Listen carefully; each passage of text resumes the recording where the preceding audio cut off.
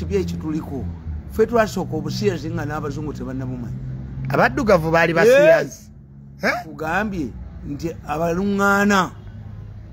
abaluŋŋaana bebawalabu bebaleeta ebyo Muteesa n'akwatibwa enziku n'agisiiga abantu bonna mu Buganda ng'omukazi ow'enziku bamugula buwanana endali bazikolanga bukozi bino ebiseera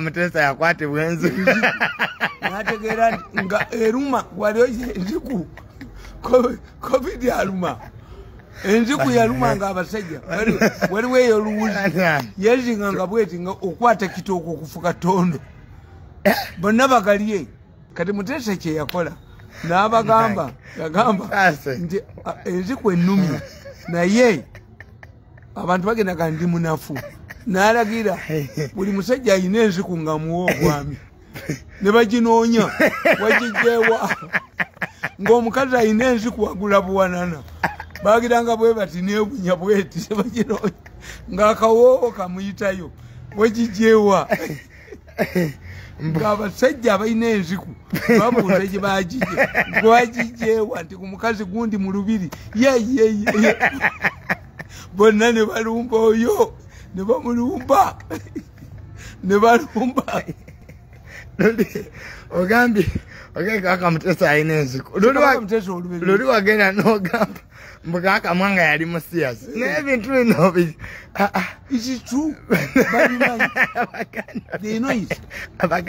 abaganda babimanyi naye bibayisa bubi mbukaka mbu yalina enziku bannange ate obyogera mbukaka Muteesa nati yalina enziku anti kabaka Muteesa nedda bituufu abakatuliki bamukuba empiso n'asula bubi Muteesa kwe kubakuba mu Buganda nti bagala mutta bamukuba empiso y'enziku kabaka Muteesa nemuyisa bubi muzuukizi banywanga muzuukizi lamamba nkaliri abasajja nga bawalampa ekitooke bwegenda ogendeku emulago mubazira abazira bawoliyas kakati ono omulaba kana akatabo banaye mukagule emandwa y'akaseegu emandwa y'obwenzi eri mu Lubiri ne Katikkiro omubanda ekana akatabo emandwa y'akaseegu akoogera ku bwenzi obuli mu Lubiri ne Katikkiro omubanda buli mu bookshop kano ke kajje n'omuhoozi yorodize soko kandage bulungi wano Muhoozi odds the future politics. Okay. Why? Because Omanyi Museveni musajja mugezi. When you study succession politics tukubuulira abasoma political science, you can have a member of the first family, you can have a former adversary, you can have a moderate opposition leader to succeed you. Kakani Museveni mu Uganda kikwewuunyisa nti bw'ataba Muhoozi lwabwoko. Kakati kikutegeeza two things. 1, 3 nti abaali babadde would be successors of Museveni yabakubadda abandisikidde president bonna yabakubamalawo. The second point is tuyina kye tuyisa era akatabo kange mwekali kazu politics. Tikakati bano abalina sente. Politics is a name and money. Muhoozi alina sente ne lwabwogo be basobola. You cannot campaign for 3 years. Ekyokusatu, Museveni musajja mugezi. Museveni cannot allow a situation where when you have term limits, the last term of the president in the last term becomes a Mutaka president. Kati Museveni taina term limits, taina age limit. President taina term limits, taina age limit. Kala Sabwala yali Zambia yeri kochi ng'ayingira omupiira.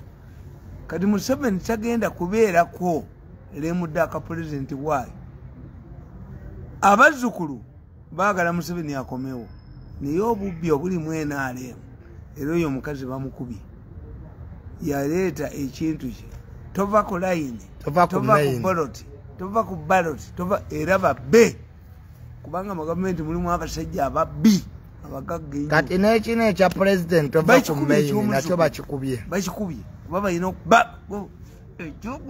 kubanga nze kambabuuli these people made a mistake balya bokka politics is alliances singa nali mu gavumenti ya UPC singa ni mugagga nnyo oyina kubeera mbwa nga tulina we twakuteeka gw'ofuna 1.7 olimbwa bwe tusasulayo obeera you see politics when NRM is the politics of a slave and master, is the politics of a dog and a hunter, is the politics of a brave African soldier and a European commander. We know Mboy Nini, we know where once woman, we know Kubambua. Kakati has a result. Their problem is in Tanzania, Chama Mapinduzi. Whoever comes to power will protect your wealth. Kati mu Uganda balidde bokka abalala mbwa bebalina ssente bokka. Kakati the issue is they have become the Electoral College of Uganda ababbi abalina ssente. Kakati obuzibu obuliwo bayagala to become the Kenyan independent families babbe buli wamu bagakola nga Kenya anti nga famire zaabwe zezina ssente anti kiganye omuko kubanga kakati let me tell you the problem we have in Uganda is this the government the ruling tulina kyetuyita regime tulina kyetuyita government byawukana regime ne government. Yes. A government means formed of different people mwenanga mwemuli all tribes. Yes. A regime means abayina sente those who have money. Junta ti amajenga galina abantu babulijo kankubuulire obuzibu abasajja bano bafunye buli bwebo ti nakawandika katabera mu motoka mwekali akazu politics. The moment a woman bewitches the children of other wives n'abatta n'abamalawo asigaza abaana be bennyini bebalwanagana akazu kakati as what we have today lwabwoga alwana ne muhoozi be basigaddewo bokka be balina ssente be balina nneemu Jeno Muhoozi ne mwami Lwaboogo. Kakati ate Muhoozi ne bamwepankako ne bamukuba ne bamwonoona nga bwe bakubanze nze nabakyawo. I will never work in Museveni's government again. Kakati ate Muhoozi alina resources, alina future, alina abaana, alina family. The Kaguta family cannot surrender their power ibalwa ne myaka 5 to Lwaboogo family. When two groups fight over each cause the right, the war cannot end. Kati olutalo olwo family ya president de Kaguta family Jeno Muhoozi mwava tesobola kusalenda linga buyinza omukodomi wabo era wa mukodomi wabo wiza bagenze mu family endala bayima nti ebeera family emu kugambi tebasobola wamacho bolanga Jeno Muhoozi alina bakojjabe cannot surrender power to the Lwaboogo family. In fact we the father of Lwaboogo Jeno Muhoozi alina nnyo bakojjabe abeera ne bataata be abeera bataata be manyanga naye nze sifunyeemu Muhoozi naye tampa Museveni tampa lwaki nange bandowoozaako nga a possible bagamba if this man a communicator nga bwali bwatyo nga mwavu bwe muwa ssente naye bakulowoozaako a possible president tebayinza nange bandowooza nti na communication naki I have never seen Muhoozi abantu bonna balowooza nti Muhoozi mukwano gwange do I know him? Nze bantya bonna Lwaboogo antya ne Muhoozi antya naye ate bambi bantira ne Museveni antya yankanyuka kasere kujirikiti obasuula embwa 1.7 naye geno muwoza akubeereddewo nnyo mu bintu ebimu. Ne Museveni ambeereddewo ku security n'okubeerawo. Security yo gina. Ali akati kye nagamba kyenkubuulira Muhoozi ayagala bankwate nze mbalaba nga nti naye sente tulina. Anti security wobo. Do you have money? Security wobo gina. Am I enjoying? Security wobo ati olwanisa. Nga n'abaserikale baabwe nze basasula. Ati olwanisa mukoddomiwa. Olwanisa mukoddomiwa. Ati nkubuulira bosi Muhoozi Museveni ne Lwabu. President n'aba ayagala bonna bantya. Bazi blocking. Sente zange Museveni yampa sente Lwabu n'azikwata. Kati to anti family. Gundi kankubuulire. Museveni n'abagamba bampe yikanya.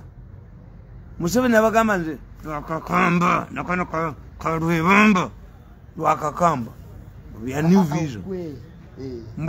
I must be in new vision. So I must be in new vision. Nagende wa Museveni. Sigenda ngayo for public service. I will never work in this government again. Take it beerawo. I will never work in this government again. Never nja fuwaziza. Wabaga antya. Ne Muhoozi antya. Ne Museveni antya. Museveni yalowooza nti libera kumisa. Nati family eri mu lutalo. Tekisoboka. First choice negiwa Museveni. I'm like a student. I gave Museveni the first choice. Yangobanga mubbi wa nkoko. Museveni did not realize my potential. So, kati nze namatira. Tujja kuba baavu. Tujja kubonabona nnyo. Wawandiikidde era nabagambye nze sigenda kuddayo kuyomba n'abantu bano. Why? Nze Katonda ampadde omukisa. Nuwa yagenda okudda nga banne baweddewo teyababuulira. Jesus bani bonna naye nze Katonda nnyambye ne bandabako buli kye mbabuulira. Akategedde kati waliwo kano emmandwa y'akaseegu kano kalaba kayita bati emmandwa y'akaseegu obwenzi obuli mu Buganda.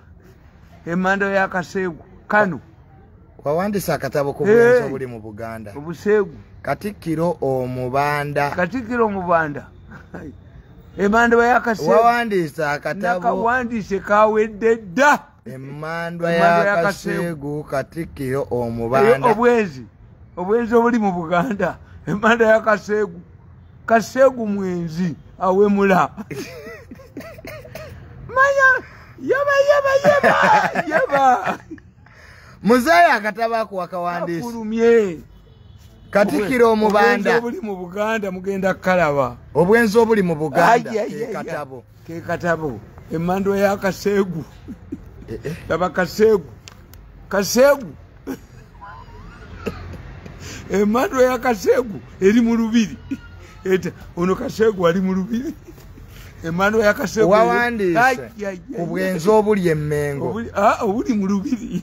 Obwenzi obuli mu Lubiri bwe mpandiiseeko emmandwa y'akaseegu.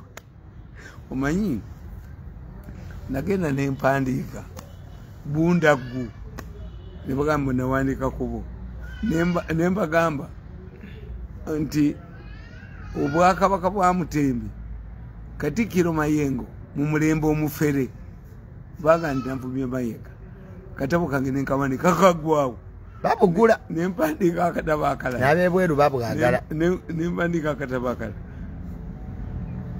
nti Mutatembwa waliwo Obwakabaka nga Mutatembwa kabaka bamwitanga Mutatembwa naye ssebo Mutatembwa yena Katikkiro nga bamwita Mumpi naye Mumpi nga afera bamukwatirako nga abba n'emmere mu Bambowa. Ssebo Mutembi yayina Mutatembwa yayina abasajja yali ataddewo ekibiina kye nga babayita ababizi. Ababizi bakeranga kumakya kutigomya abantu ne babba ettaka. Babba ettaka ly'abantu ababizi nga bakera kufukula abantu balina kampuni yabwe buli lunaku bubbi kati mumugamba Buganda Land Board nedda eri kampuni bagitanga bulina ku Lubiri ayayaya bannange abafere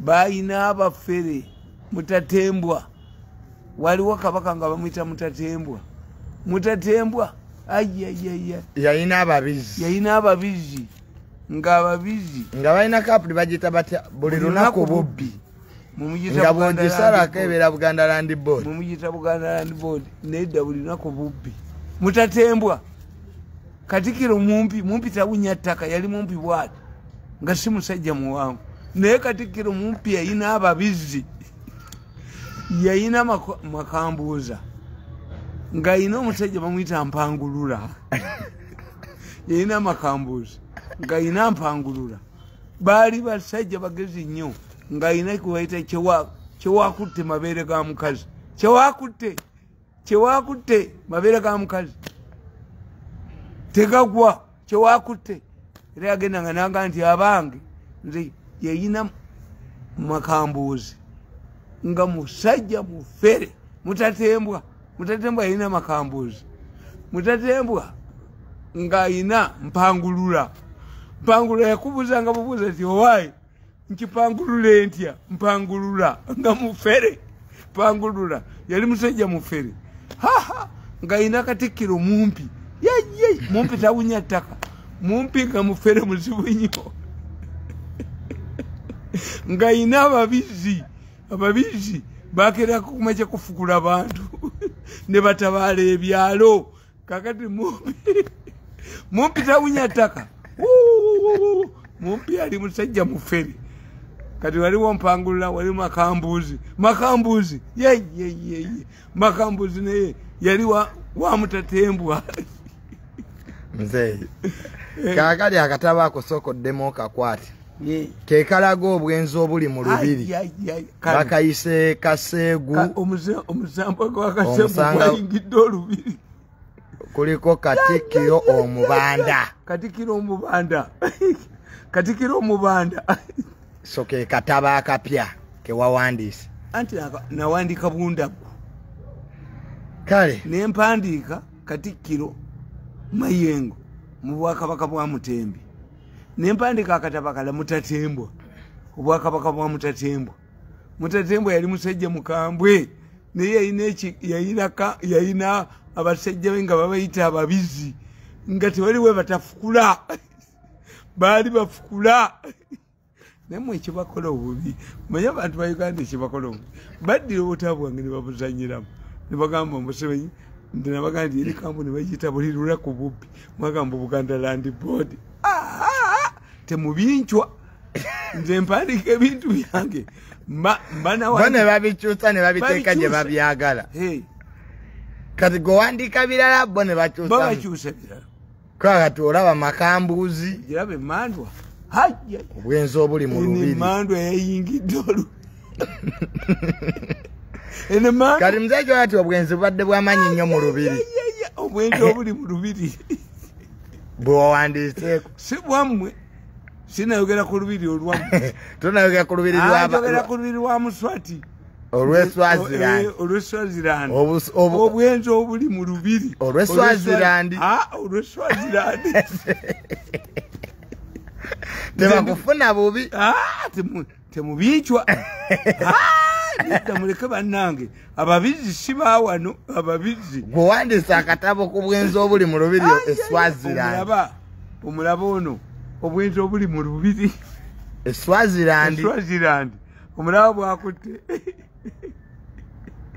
kale akasembayo kano kalabye kano akajje nomwozi tukalabye kali akasembayo kakati kamba buli naye ngo buli anti kano kakakyagula nnyo kano ka Bob Wine kano wakawandiika ntamba buli kise oyo omukazi gwe bayita Kisaakye oyo omusajja gwe bayita Chief Justice. The Chief Justice was under the influence of oyo mwana gwe bayita Kiwanuka. Chief Justice Owinyiddolo. Yes. Kiwanuka. Kiwanuka Attorney General. Museveni yamuwa obwatoni gino nga tabusobola. I wrote in this book nembagamba nabagamba nti akalu ka Museveni basobola okukasazaamu. I told you in this book kitabo kya Bobi Wine nabaga nti Bobi Wine muntu mwana wa munju. Nabagamba nti akalu ka Museveni bagenda kasazaamu. Why? The Electoral Commission ceased to be akalu ka Uganda kakoma okubeera an invent. It's a process. It's a process now. Nabagamba belief on the electoral reforms since 2016 general election. Mbabazi yagenda mu kooti n'agamba nti akalu tekagenda bulungi. Abalamuzi ne baleeta ensonga 10 points programs. Ekitegeeza akalu ka 2016 ka Museveni abalamuzi bakasazaamu diplomatically, but abatalina magezi tebakategeera nkugamba. Since 2016, the Parliament of Uganda has made a number of reforms in the country, electoral laws. These electoral include the Constitution of the Republic of Uganda, 1995, the Parliament Election Act of 2006, the Presidential Elections of 2005, the Political Parties Organization in Cambodia. The electoral reform have been necessitated by the need to level the playing ground during elections while in some other countries. Mbabazi yagenda mu kooti n'atulisa reforms. Nababuulira ne mbagamba nti akalu ka Museveni bagenda kasazaamu. Reforms introduced in the Constitution of the Republic of Uganda. In the 1995 Constitution of the Republic of Uganda has been amended to make a provision for the following: the removal of restrictions on persons seeking the office of the President and the district chairperson. This has enabled any person above 18 years to seek those offices rather than the provision. Increase the time within which to organize elections 90 days from the end of the term of the president. These are reforms. To file president petition from 10 to 15 days. To determine a presidential petition from 30 to 45 days. To hold a fresh election after the annulment of reforms introduced in the presidential elections. The following reforms were introduced in the presidential election. Parliament increased the time within which to organize elections for 90 days from the end of the term of the president to 122 days. Number 2, to file a presidential petition from 10 to 15 days. To determine a presidential petition from 30 to 45 days. Number 4, to hold a fresh election after the annulment of the presidential election from 20 days to 60 days.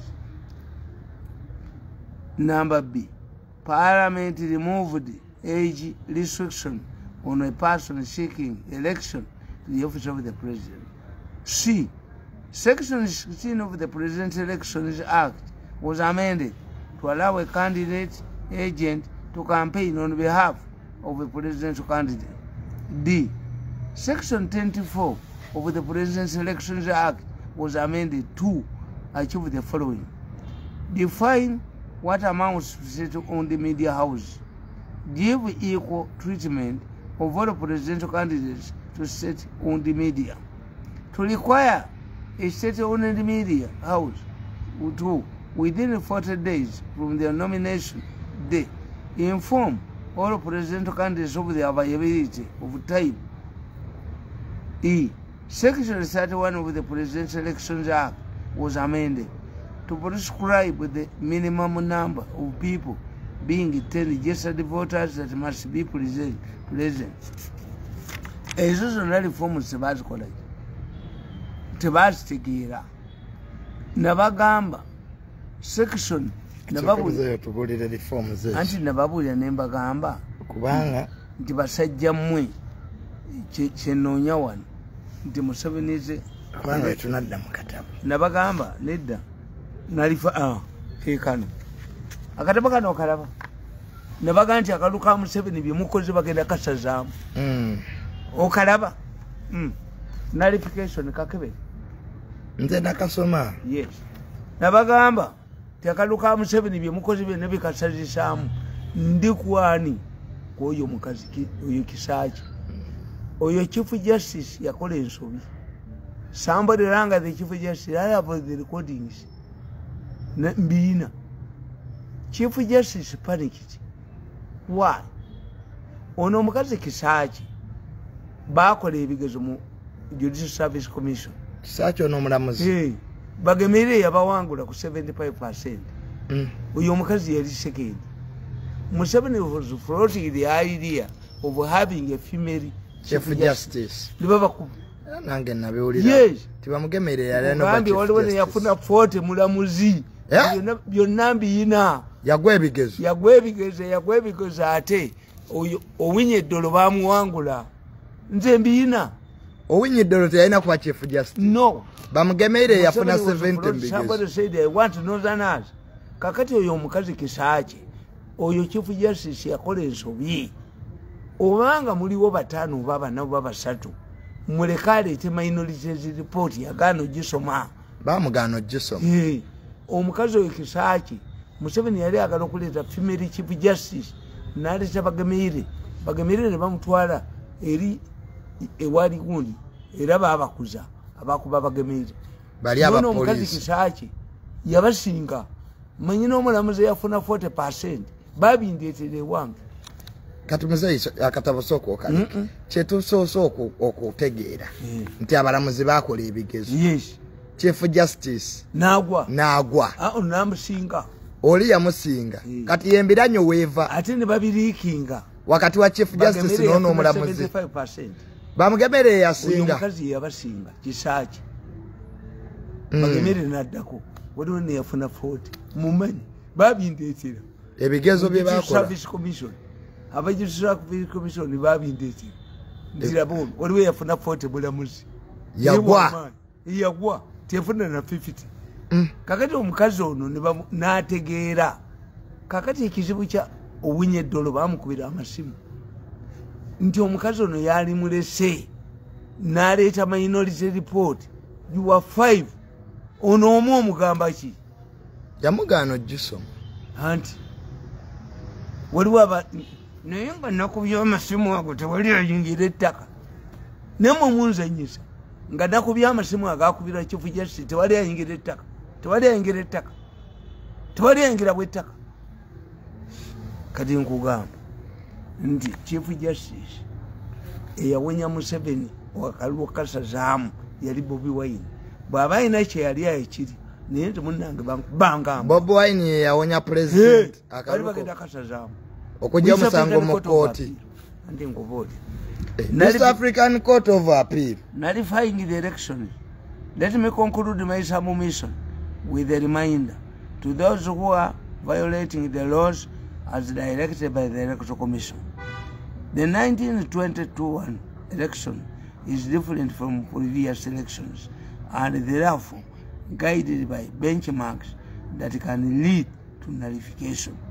Some people think that no Ugandan judge can make such a radical decision to nullify his election. However, we should observe the following.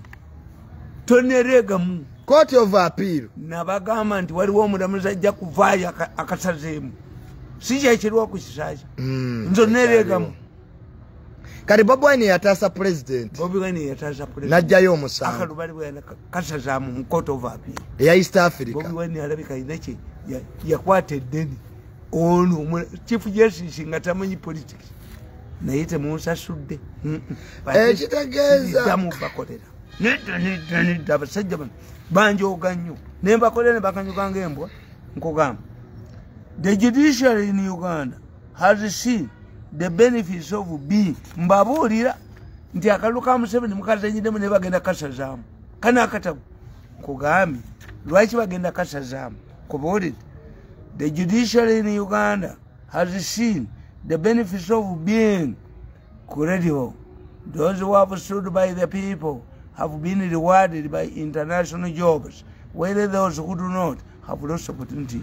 Kakati kankubuuli abalamuzi ba Uganda bakitikiye katuleba akolawo deputy chief justice akolawo tewali mu civil aviation authority.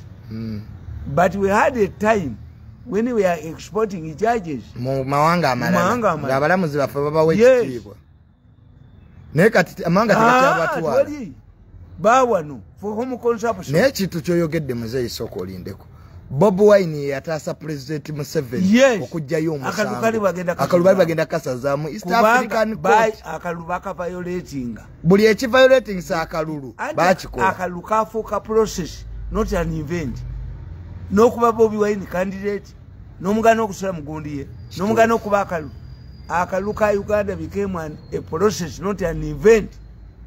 Katandikira kuva mu consultation. Yes, nominated tewali akukwatako naye Bobi Wine we baamukuba. Yes, era Bobi Wine yokuba yagalya sente nyingi nnyo kuva mu government okujjayo omusango. Kati atono wamma nali neebuuza lwaki Bobi Wine ajjayo omusango. Ate Chief yategeera nti bayamba Museveni. Ate Bobi Wine we yajjayo omusango ogwo n'emmotoka n'ejja. Ate oli mutuufu muzeeyi. Bobi Wine alina okuba nga yalya ko filing out omusango n'ogujjayo. Kyatiza gavumenti yali yetegedde nti omusango gugenda gisinga nga president alina kwegayirira Bobi Wine ajjayo omusango. Ono yetamanyi ono gundi bana abajozi bana abakubiranga gundi oyo Chief Justice bali tebamanyi muzeeyi mpola ne mu kalulu ke Kenya bayogera abalamuzi nga byonna mu Uganda babikola bagamba nti ebyakolebwa mu Uganda byali bisazaamu akalulu. Yes, Bobi Wine yayamba Museveni okujjayo omusango akalulu kasazibwamu naye Chief Justice yategeera kati ono omukazi kisaakyo olw'obusungu bwe nga yali alina okuba Chief Justice yagenda mu maaso gwe muleke awe minority judgment. Chief Justice yategeera bamukubiranga amasimu nga muwulira kugamba. Number 2, the judges retire with their benefits. Ngamba buuliza takalu ka Museveni bagenda kasazaamu. The judges retire with their benefits, meaning that they have no need to work in the shadow of the big brother. Number 3, Museveni cannot seek another election. This must be his last lap. Therefore, people are positioning themselves for a post-Museveni era. Ugandans should also take note of presidents like what has happened in Kenya and Malawi. Bakasazaamu. Kenya ne Malawi. Ebintu byonna bye baakola kisaakye yali agenda kusazaamu akalulu. Naye nga bwe ye ono Chief Justice yategeera ti Bobi Wine must have had a deal with Museveni. Chief Justice mu Bobi Wine okujjayo omusango ye teyategeera nti waliwo ddiru wakati wa Bobi Wine ne president. Abamukubiranga amasimu babiri. Bobi Wine olede yali akoze ddiru ne president. Omusango guveeyo mu kooti. Ye Chief Justice teyategeera ateeseganya. Bobi Wine ye awonzikiriza n'Amerika. You plunge the country into chaos. Bobi Wine akolagana n'Amerika. Yes. Ekiza Bobi Wine akolagana ne CIA. Why kankubuli ombaka wa Amerika yagende lwaki yagenze waka kungulu natagenda wa mubaje ambassador wa Amerika. Yes, yagenze waka mubaje yalowooza buba akete bishias Museveni amuwesente because abatuleetedde etteka ly'ebishias mubaje noyo oyo kazinda ndikazinda alowooza because has failed to run the child. Kigambye kya kazinda ne mubaje lwaki bawa. Yes.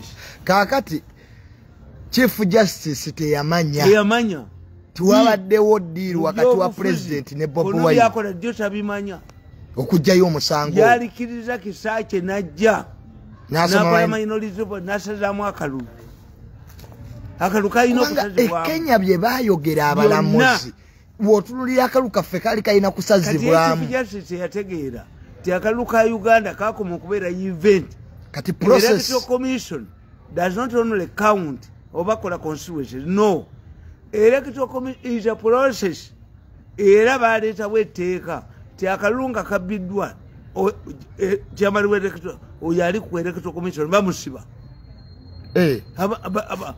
ab'MP beeterawo etteeka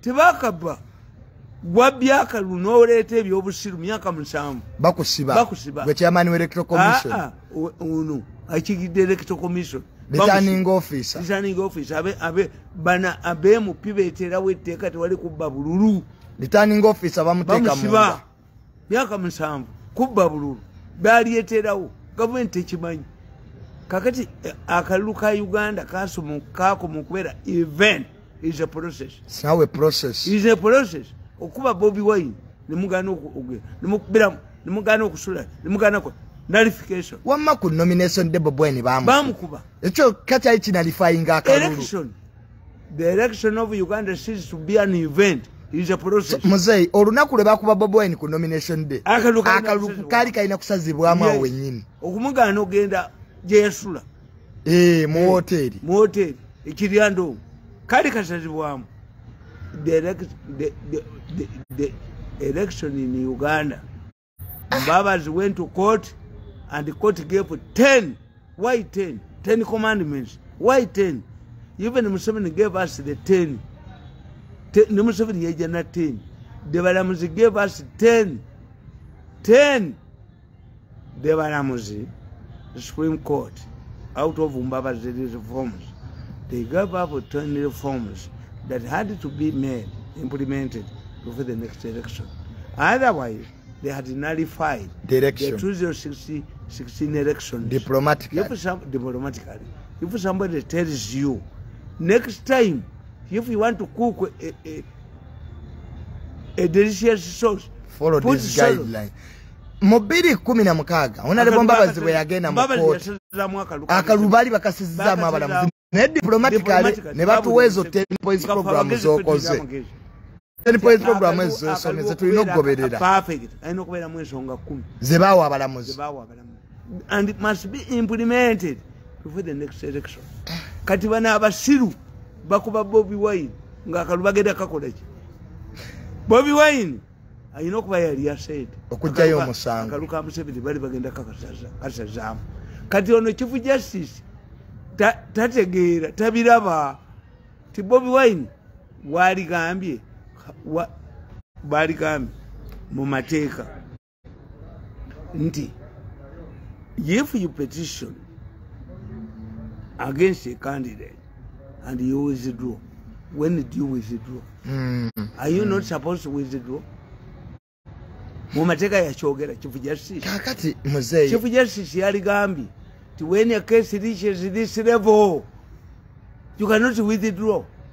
Ate erinnya lya president lyo lyali terimuggisaamu kalulu. Nze nkugambe tikisaache ekimuluma baateekawo ebigezo kisaache n'abasinga bonna abalamuzi yali bagemeire abasajja baagwa. Why? These people thought that Museveni wanted to have a female chief justice. Kati zizasi zafuluma z'abalamuzi nziina waliwo ne yafunana mu 5 mulamu sabo baamukuza kati kisaache knows chief justice nga omuguddeko olutalo ate nze zigudde olutalo ze mbabuulira chief justice mbasatu abasooka teyaliimu mu bigezo ate ne babiriikinga ate judicial service commission n'ebikuwa omuyinza ni mukwano gwotafiire nnyo jeno tafiire tufaanagana tafiire namugamba bakitaffe be bamu kubanga nze n'otafiire we honest people ate tuli bakatuliza naku lumu nagamba otafiire tugenda tuyina emisango gyaki nagamba otafiire we have cases against Muslims. Why don't we get Muslim judges? Kuba bajja tugamba tiba Christians we are persecuted Muslims. Otafiire twali mu office nakwata essimu nakubira ogola namugamba have an idea amanya gonna ge yawaayo gonna ogola teyayisa muneri ne mugamba otafiire nga tuli mu office mugamba okoze ensobi ogola tagenda kuyisa mulamuzi no kubanga bwekye baagala abasiraamu bagambe nti batukolaki batupa security abasiraamu kye bagamba abalamuzi ababakukozesa si basiraamu amanja gonna ge twatula notafiire ntugawa ogola tewalirayitamu naliwo buli linnya gye notafiire lyeyawaayo teryayitamu n'omugaa gye notafiire tebijja yitamu kabbo kye baagala bwe kasoogamba omuntu omukazi kasomugamba nti bana esuuti eno yali yataata wange gyayokya tuyinfulikize damage ono you I told you tafiire that we are going to have these cases involving the Muslims. Why don't we have a number of Muslim judges to Mutani wa Mirundi yali mu justice Mutani wa Mirundi oyinesha amagezi naye tafiire ali honest Mutani wa Mirundi namugamba otafiire tuli ba Luganda bakitaffe balina okubanga baali ba Luganda fenna tufaana je notafiire nga tayagala General Muhoozi kakati otafiire ye tewali muntu ayagala muntu naye Muhoozi kaali wangula bajja kutegeera kati je notafiire ne General Muhoozi yes otafiire balaika tebakwatagana otafiire represent veterans yali president aba veteran yamuwadde ki Muhoozi should talk to otafiire amugambe nkuwa personally amugaye wefuuka president okwatira wano kituufu nno kubanga otafiire by 70 otafiire yava mu seminari y'ekitabi natandika bbaala je notafiire yakolako mu bbaala nga yawandiika abaana abagenda mu buyekera mu Folonasa nga muhoza Nazaalibo otafiire yava mu seminari y'ekitabi otafiire ku myaka 18 nakola ebigezo ebyamakiwa nayingira university otafiire talina senior 4 talina 6 vere otafiire genius je notafiire yakola ebigezo ebyabantu abakulu takolangako senior 4 togimubuuza 5 togimubuuza yava kitabi mu seminary nayingira university why do I admire otafiire lwaki mbatwalayo otafiire mukatuli kingange naye tetusoma je notafiire yavuma dda General Muhoozi mbu generator etakola anti bulira naye ayagala tubulakamairo naye afune kati General Muhoozi alina okutula ne je notafiire amugaye wenfuuka president kitawo agenze fe Abaganda tukola bwetuti fe Abaganda bwendifa mujja kulaba abasajja abajja nga tukuyita kulaamiriza Mirundi ofudde naye Mirundi obadde muganda wange Mirundi obadde owerera abaana bange Mirundi obadde why sirika naffe weetuli abaana Mirundi abadde muganda wange Mirundi ondekedde ki that's what we do nti you must omuntu you know to inherit him kyalina okukaaba ennyayogera ebyo mulumbe ffe Abaganda kye tukola tulaamiriza mwana gwe Mirundi abadde muntu mulamu Mirundi abadde muganda wange Mirundi abadde awerera abaana bange Mirundi ondabiranga ddala yes so me I don't say anything with otafiire veteran Muhoozi ayina mubuulira what future will he have in a Muhoozi government ayina mubuulira nti nze mpagira abazzukulu lwaki abazzukulu bagamba Museveni akomewo era ne bawandiikira akatabo ti Museveni bw'aba akomawo munoonye ne kakati era okumanya abasajja ba Museveni basajja bafere omukazi oyo bwe yatandika ekintu kinti abazzukulu kati batandika muzeeyi tova tova ku baloti kati waliwo omubbi ezo sente yazijje kati bali ku muzeeyi tova ku baloti bo be babba bokka tova ku baloti tova ku ki muzeeyi watugambye nti General Muhoozi ku baloti kwali kati anaabeerako ne president ate kagwa atugambye General Muhoozi ku baloti kwali kana katabo bw'okasoma kano I want to tell you President Museveni is a lucky man. Why? Museveni is a very lucky man. Where do we get successors? A retiring president must ensure that his successor would protect members of the first family and give him a peaceful retirement. Who can give Museveni a peaceful retirement than him who was an avenger? Museveni musajja mugezi era abaletedde abazzukulu abaga nti muzeeyi yakole ki abeewo. Yes, that's an opinion. Why?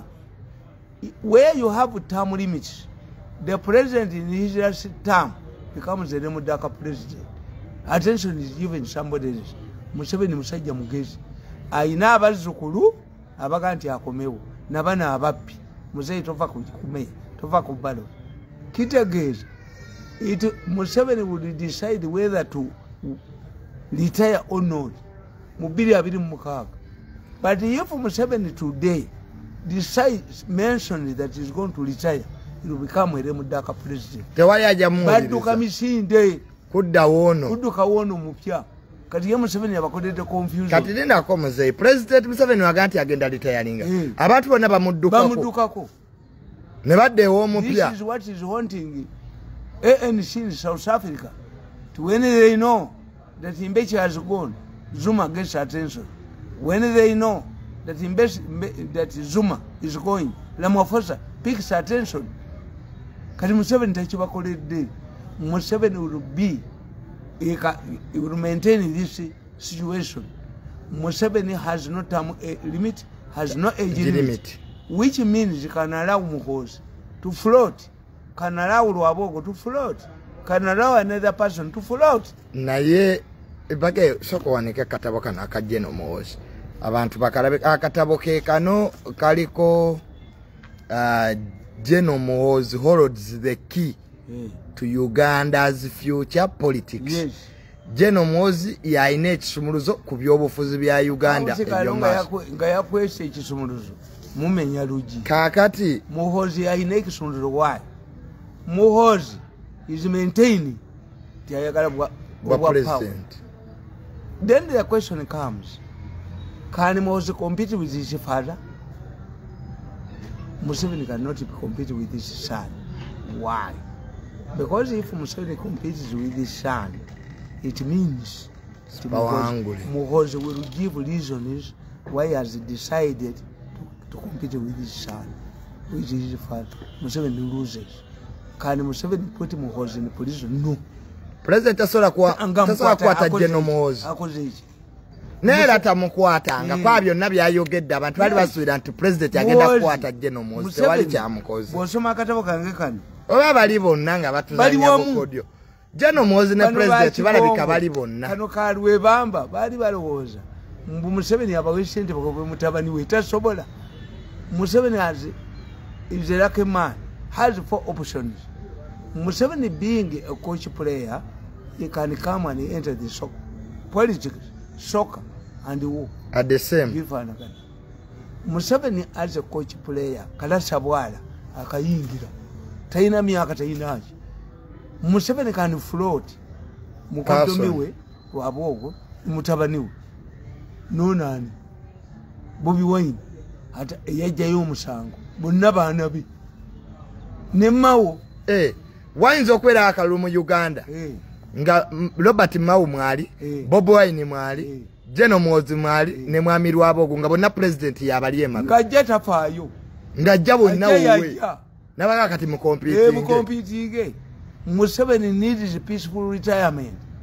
A president cannot allow a successor who will put him in prison. Chechiri Kenya. Successor te yali wuwe. Tibamubala, bamujoga. Era famu ya Uhuru Kenyatta bajocheza.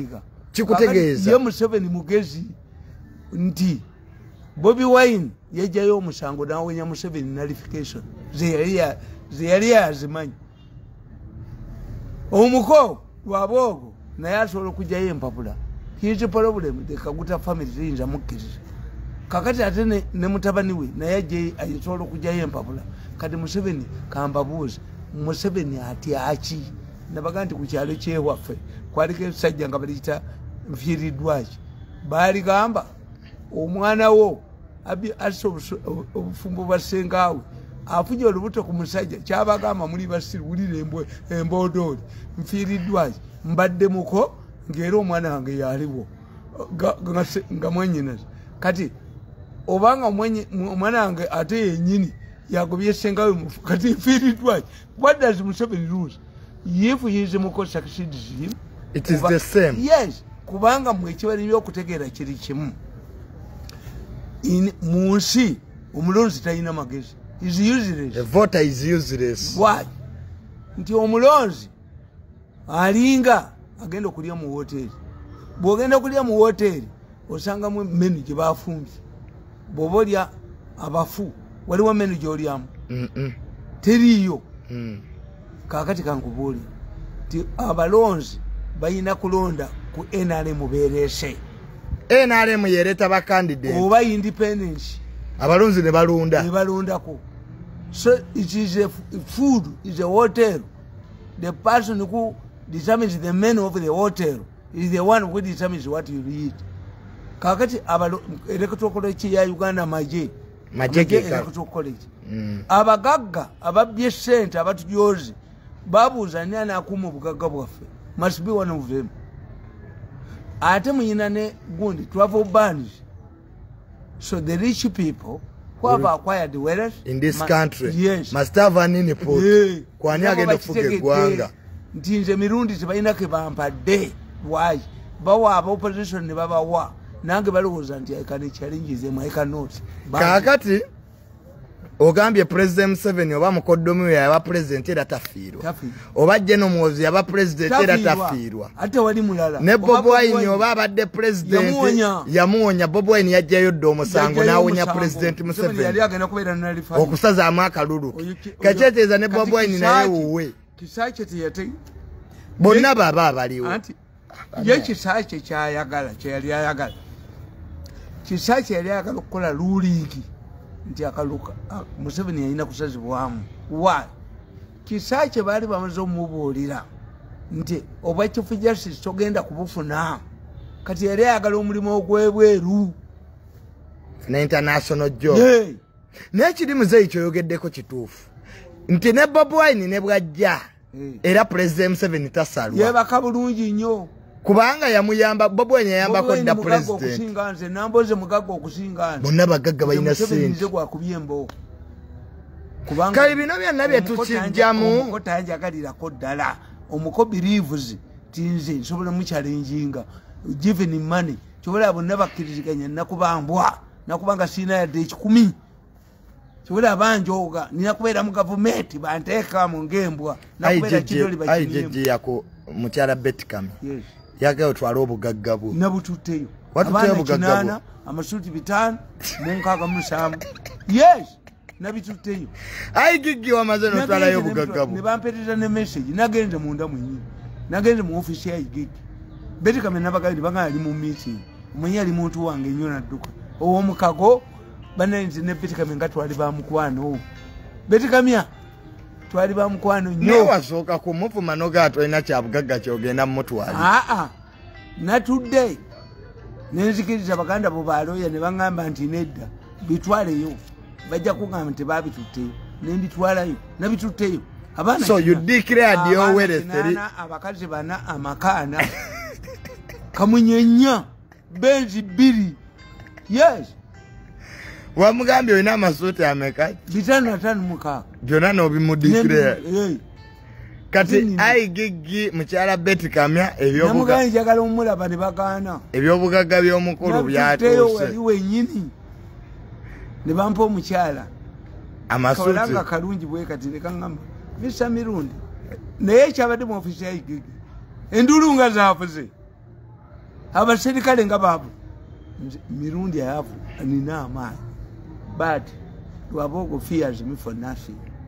Nze okuva lwe nagenda mu government ya Museveni nanjavuwaza. I made a mistake. I burnt. It is a law. I killed my political career. Everybody. Sagala andi nkubuulira nze sagala kubeera mu government. Even if Museveni appoints me a minister, I cannot. I can work in a city council toilet as a volunteer, but I will never work in Museveni's government. Kati Lwabogo ankubira bwere.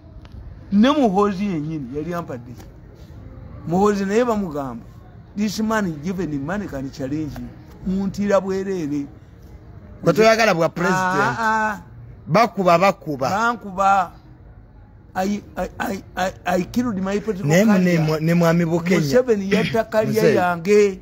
Mzee. Yanka nyuka kasi. Ne professor Bukenya naye munnaye ne bamukuba.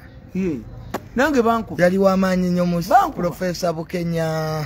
Nti Museveni alowooza nti nze nnyinza okubeera advisor ku 1.7. Nti 1.7 mbeera advisor nswera amazzi. Ngenda media center ngendewo. No. Nagenda waffe netuulidde. Ako kasiimo.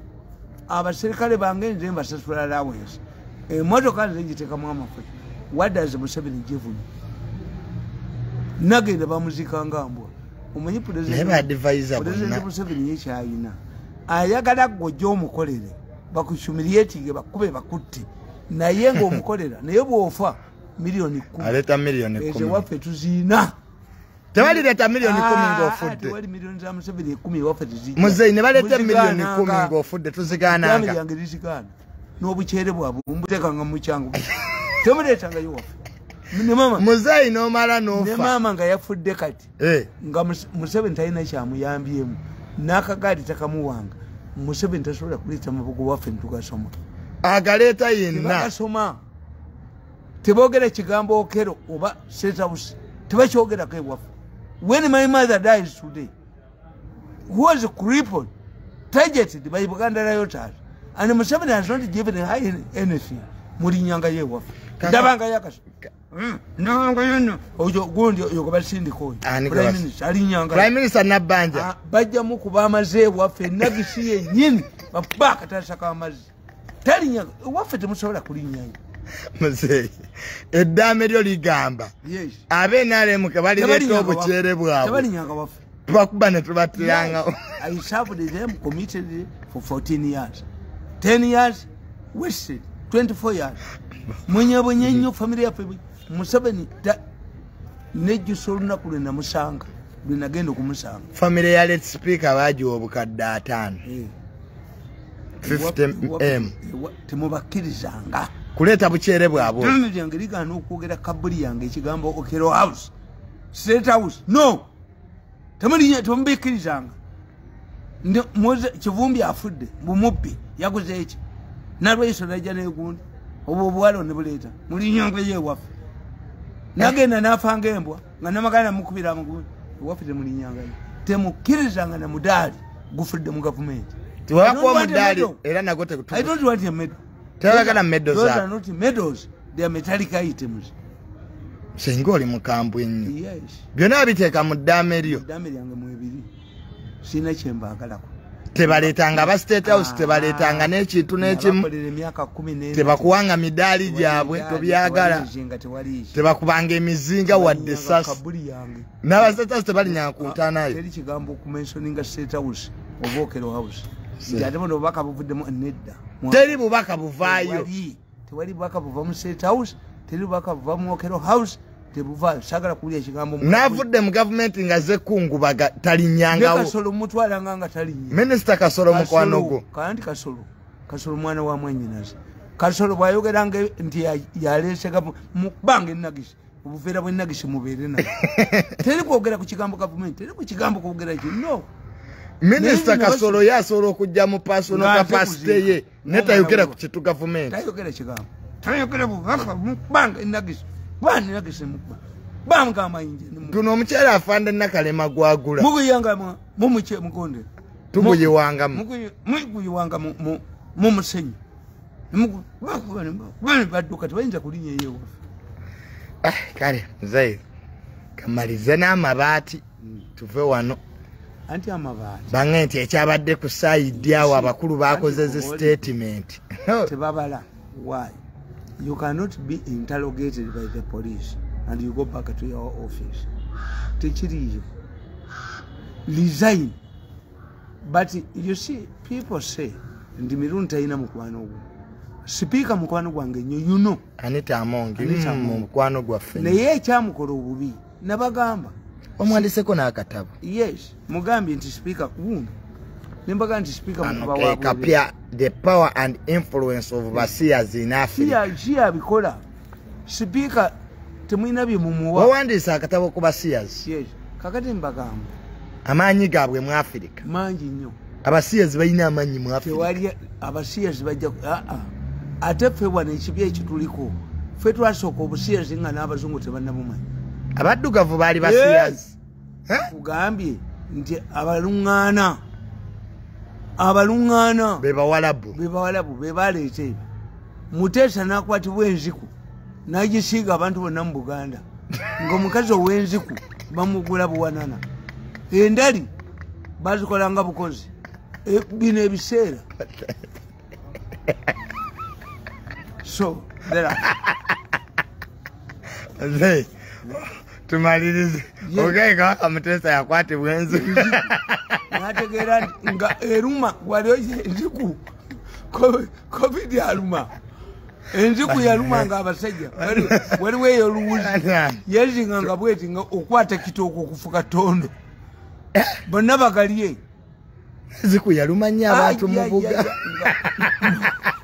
muzuukizi kati Muteesa kye yakola n'abagamba yagamba nti enziku ennumya naye abantu bagendaga ndi munafu n'alagira buli musajja ayina enziku nga muwa obwami ne baginoonya wagijjeewa ng'omukazi ayina enziku wagula buwanana bagiranga bwe bati neebunya bweti sebaginoonya ng'akawoowo kamuyitayo wagijjeewa ng'abasajja abalina enziku babuuza gye bagijje gwagijjeewa nti ku mukazi gundi mu Lubiri yeyeyeye bonna ne balumba oyo ne bamulumba ne balumba ogambye ogeka Muteesa ayina enziku luli wagenda n'ogamba mbukaka mwanga yali Musias n'ebintu bino Is it true? They know it. Abaganda babimanyi naye bibayisa bubi eza gamba mbukaka mbu yalina enziku bannange ate obyogera mbukaka Muteesa nati yalina enziku anti kabaka Muteesa nedda bituufu abakatuliki bamukuba empiso n'asula bubi Muteesa kwe kubakuba mu Buganda nti bagala mutta bamukuba empiso y'enziku kabaka Muteesa nemuyisa bubi muzuukizi banywanga muzuukizi gamamba nkalizi abasajja nga bawalampa ekitooke bwegenda ogendeku emulago mubazira abazira bawoliyas kakati ono omulaba kana akatabo banaye mukagule emandwa y'akaseegu emandwa y'obwenzi eri mu Lubiri ne Katikkiro omubanda ekana akatabo emandwa y'akaseegu akoogera ku bwenzi obuli mu Lubiri ne Katikkiro omubanda mukagule kwekali ku bookshop mwekali tetujja kusukkawo wano mubeere bulungi mweraba